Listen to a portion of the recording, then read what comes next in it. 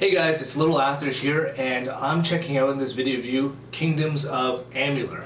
And the reason why I checked out this game is that, like most of you, in February 2012, and if you're an RPG fan, you're engrossed in the game Skyrim by Bethesda software. And Skyrim is a fantastic game.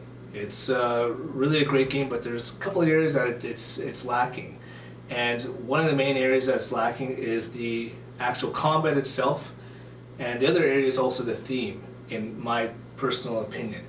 In terms of the combat's been criticized as being weightless. You don't really feel like you're really connecting with the opponent and digging into the flesh of them. The combinations are not that varied when it comes to the sword and shield combat. And also the AI is pretty unsophisticated. The enemies just tend to come straight at you. So on that basis, Skyrim is not necessarily up to today's standards of where it could be in terms of the combat. The second thing is the theme itself. Bethesda went outside the box and did something different. Instead of going with the traditional medieval RPG theme, with magic and elves and dwarves. Well, actually no dwarves in there, but swords and shields and that type of stuff. Skyrim itself is more of a Viking land, so with that you have more Viking-like people, you have more Viking-like armor, and the storyline and the people in the storyline don't necessarily embrace magic so much. So they did something different, and I applaud them for that. However, I tend to like more the traditional RPG that's more magical, more of a fairy tale-like in the style. And on that basis, I actually prefer Oblivion. And Oblivion, even though is not as sophisticated as Skyrim in its graphics, the actual theme itself, the graphics, the visuals, I actually like better because it's more of the theme that I'm used to. So, those are the two areas, in my opinion, that Skyrim lacks. So I started looking at some different options while still playing Skyrim, of course.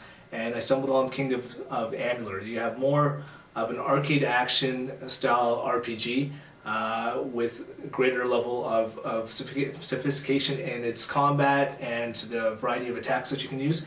But the theme is fantastic. Just the graphics, just the actual colors, and basically the way it looks. It is your typical RPG, medieval RPG, but just the vibrant colors and that's what really stuck out at me. And from my understanding, Todd McFarlane, who's been behind the Spider-Man comics has been behind the artwork itself. But yeah, it's fantastic. Just the artwork just blew me away. So Kingdoms of Amalur, I played it here on my PC. I think it's a great game to play. So I hope you enjoy this video review, and you can make up your mind if it's something you want to look at. But from my perspective, it's worth checking out. So enjoy the video review. Hey guys, so I'm playing Kingdoms of Amalur. This is Little After here, and basically this game came out almost a few weeks ago, but I just got my hands on it, and I'm taking a first look review at this game on the PC. Now, if there is a little bit of lag, it's not the actual game itself, it's actually the video recording software. I suppose I should get a faster hard drive, but it actually runs fairly smoothly on my system. But yeah, so I'm just taking my first impressions of this game and what I like and what I don't like. Overall, right off the bat, I will give a rating to this game as an 8 out of 10. I've really liked what I see so far. And I'm just about an hour and a half into the game. I just finished the tutorial, and yeah, it's a great game. Basically, this game, to summarize it, it really reminds me a lot of a mixture between Demon's Souls and Fable. And I say Demon's Souls just because the way the combat is, the fighting is, and Fable just in terms of the artwork and theme. Not that I actually really played Fable, I actually just looked at it. But and it is open world to a certain degree. Basically, you do have some freedom to travel to different areas, but not to the level of something like Oblivion or Skyrim.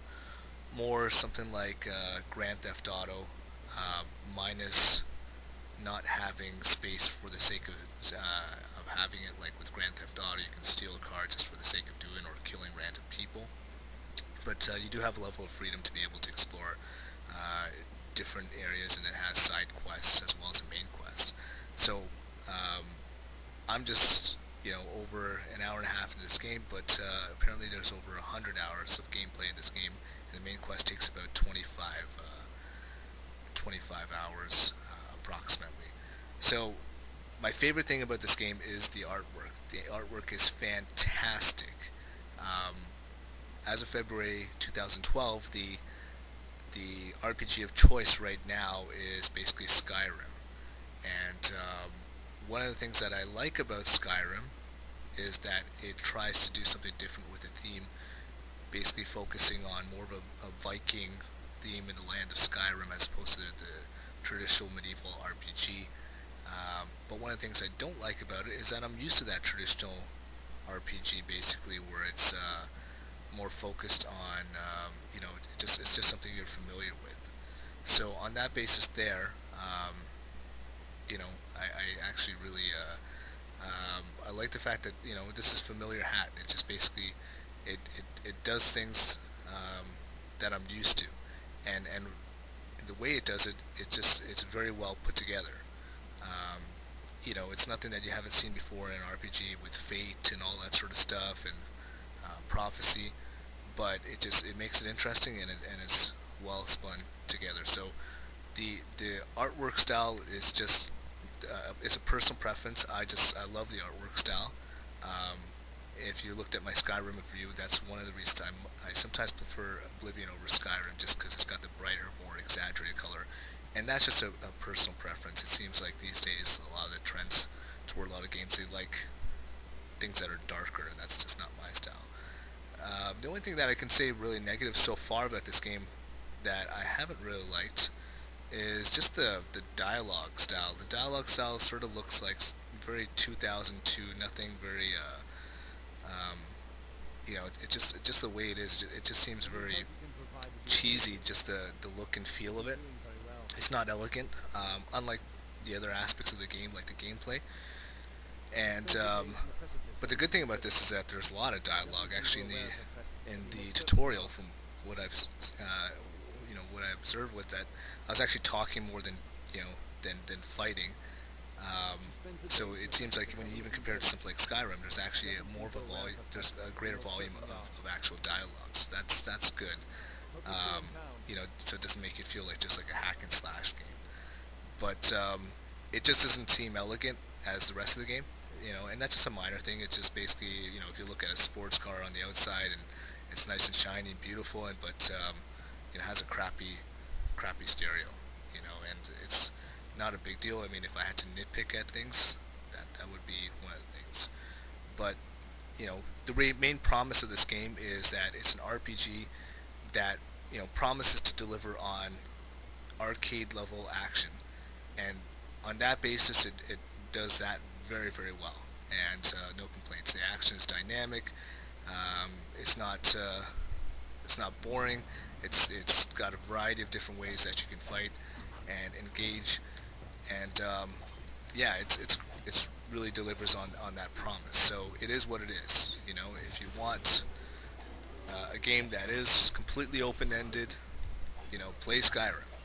But we know Skyrim combat's not perfect, so that's it's not playing with its identity in that respect. It's being consistent with what it's supposed to be. So so this game, so far from what I've seen, it's been a fantastic game. I do recommend it. Basically, give it an 8 out of 10. Strongest points for me is just the artwork. The artwork is some of the best artwork I've ever seen for a video game. So check it out. So I'm just going to randomly play here. I'm going to crank up the music a little bit and check it out, Kingdoms of Amalur.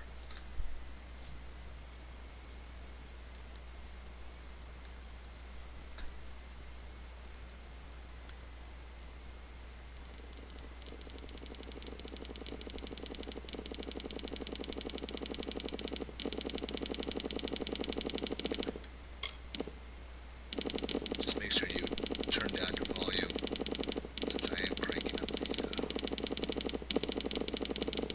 the sound effects.